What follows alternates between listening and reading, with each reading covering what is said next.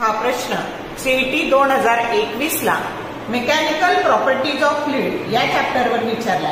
Late R1 and R2 are radii of two mercury drops.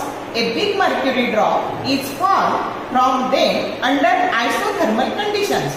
The radius of the resultant drop is option A under root of R1 square plus R2 square, B R1 cube plus R2 cube raised to 1/3, C under root of R1 square minus R2 square, and D R1 plus R2 divided by 2. आता इथं काय केस आहे बघा, तर दोन तुमचे drop आहेत.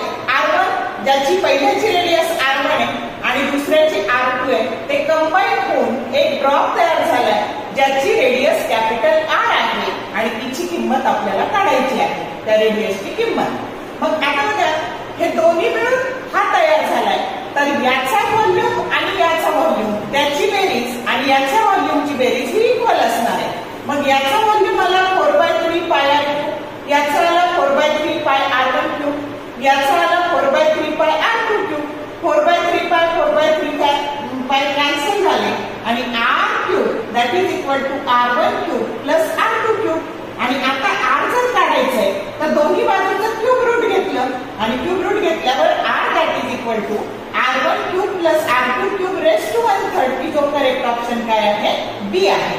Short video आवडले लाईक करा, शेअर करा, कमेंट करा. For more useful tips and tricks keep watching things of physics. Thank you very much.